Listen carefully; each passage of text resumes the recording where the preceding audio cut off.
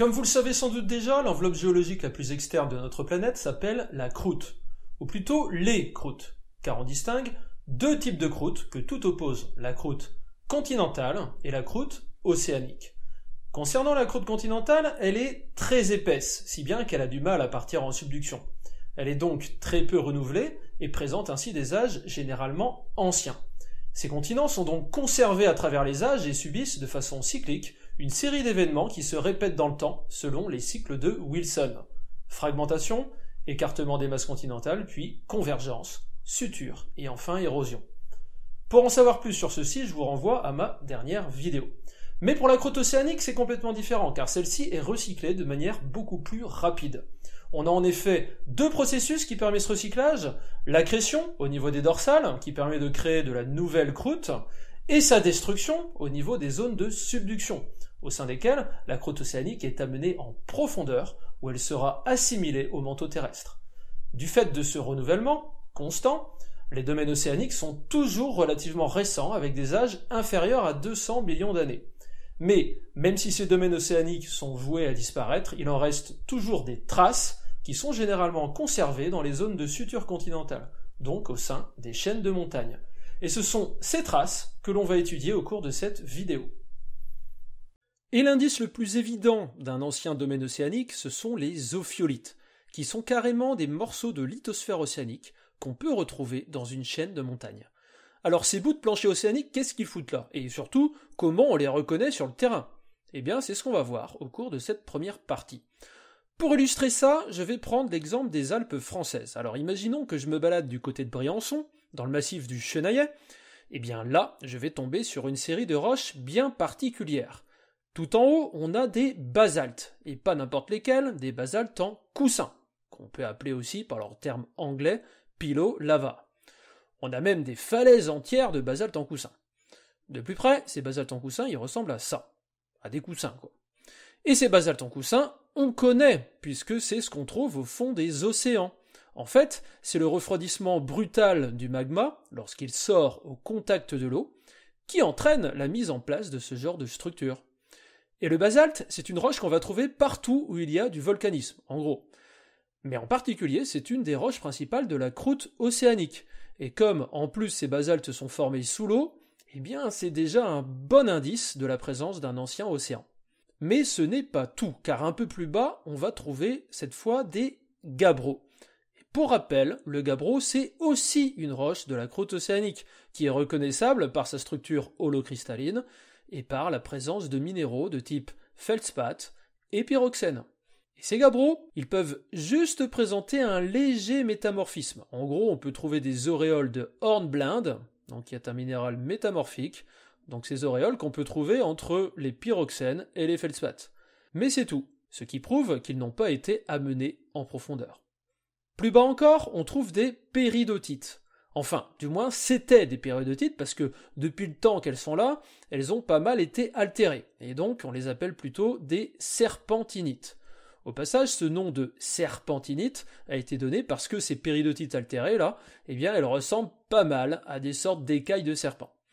Et les péridotites, eh bien, ce sont des roches du manteau. On a donc un espèce de mot virtuel là qui devait se trouver entre les gabbros et ces péridotites.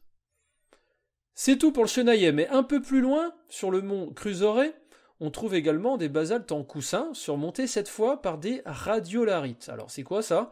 Eh bien, il s'agit de roches sédimentaires, formées à partir de l'accumulation de petits squelettes de radiolaires, qui sont des organismes planctoniques microscopiques aquatiques. Donc ces radiolarites sont également un bon indice de la présence d'un ancien milieu aquatique, donc pourquoi pas d'un ancien océan. Si on récapitule la superposition de ces quatre roches, on a ceci, et ça, ça nous rappelle quelque chose, puisque c'est exactement ce qu'on a au niveau d'une lithosphère océanique. Ce genre de succession est par exemple visible au niveau des failles transformantes qui décalent l'axe de la dorsale et qui nous permettent d'observer des tronçons entiers de lithosphère océanique vus en coupe. Du coup, ça signifie quoi? Eh bien, qu'on a un bout de lithosphère océanique qui est carrément déposé au-dessus de la chaîne alpine. Eh bien, c'est ça qu'on appelle ophiolite. Alors attention, contrairement à ce que pensent pas mal d'élèves, une ophiolite ce n'est pas juste une roche, mais c'est bien toute la série de roches, donc basalte, gabbro, péridotite. Et c'est cette série qui atteste bien de la présence d'un fragment de lithosphère océanique. Et bien sûr, ces ophiolites, elles peuvent être datées par radiochronologie, ce qui permet du coup de savoir quand est-ce que l'océan était là.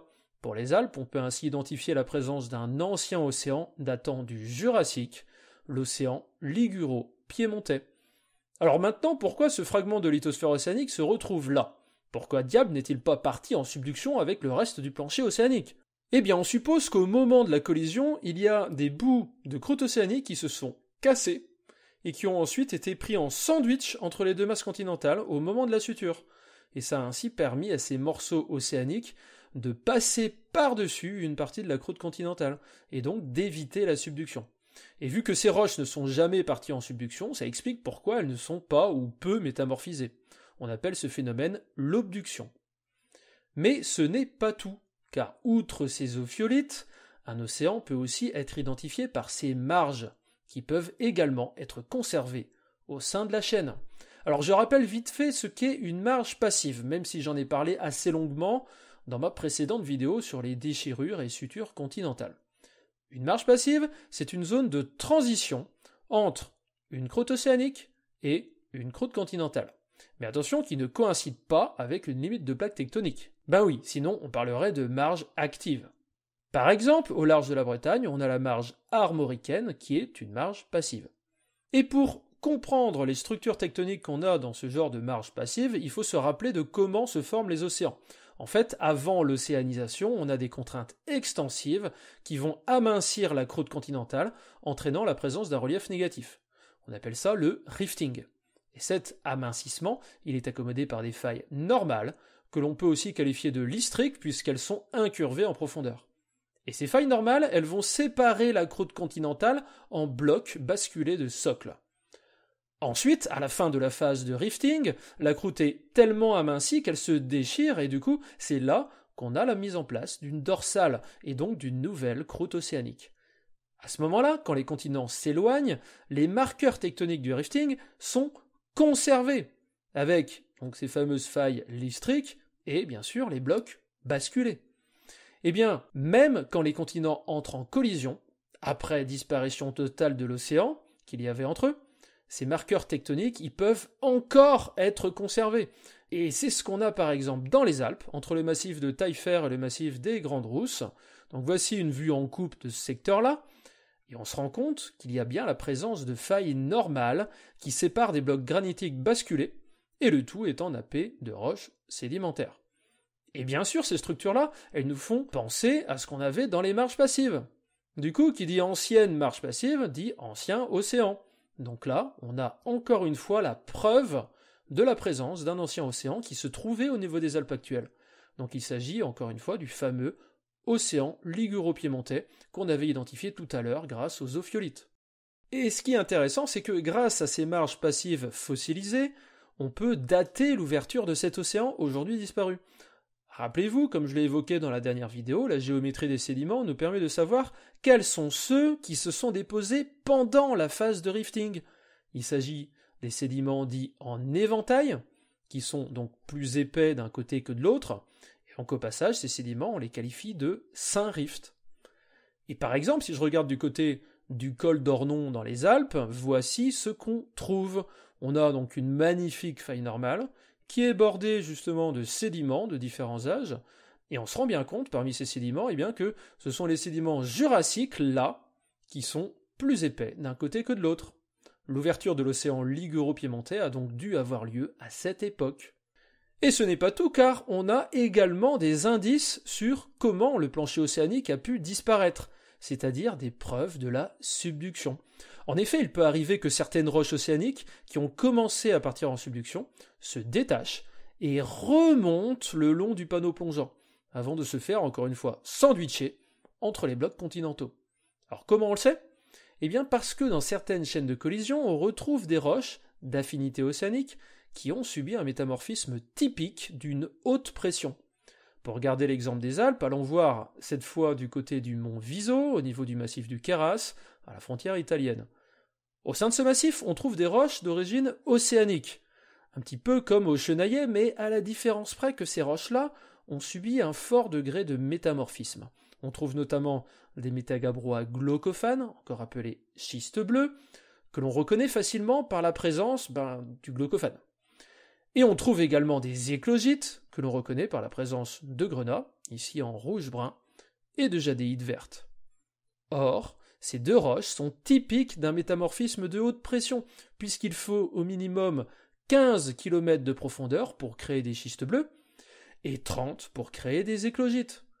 Et comme la croûte océanique ne fait à peu près qu'une dizaine de kilomètres d'épaisseur, eh bien c'est bien la preuve que la croûte océanique a dû plonger, donc qu'il y a eu subduction. Du coup, on savait déjà qu'il y avait un océan aujourd'hui disparu grâce aux ophiolites, on savait aussi comment et quand cet océan s'est formé, et bien grâce à ces traces de métamorphisme, on sait maintenant aussi avec certitude comment cet océan a disparu. Voilà, comme nous l'avons vu au cours de la vidéo, les domaines océaniques laissent des traces qui sont détectables au sein des chaînes de montagnes. Déjà, il est fréquent que des fragments de lithosphère océanique soient pris en sandwich au moment de la collision, ce qui permet de les conserver au sein de la chaîne. Et ça, c'est ce qu'on appelle des ophiolites. Les bordures océaniques, ces fameuses marges passives, peuvent aussi être conservées avec leurs marqueurs tectoniques d'origine, à savoir des failles normales et des blocs basculés. Et dans certains cas, on peut même retrouver des fragments de croûte océanique qui présentent des minéraux métamorphiques typiques de conditions de haute pression. Et ces fragments, ils permettent ainsi de nous renseigner sur la présence d'une subduction, ce qui permet de retracer la disparition des domaines océaniques. Ces indices ont été retrouvés dans toutes les grandes chaînes de collision, comme c'est le cas dans les Alpes ou encore dans l'Himalaya. Et leur datation absolue permet d'établir une chronologie chiffrée des océans qui ont aujourd'hui disparu. J'en arrive donc au bout de cette série de 4 vidéos abordant le passé géologique de notre planète, en espérant qu'elles vous seront utiles. Mais je reviens très bientôt pour de nouvelles vidéos sur les autres thèmes du programme de terminale. Alors je vous dis à la prochaine!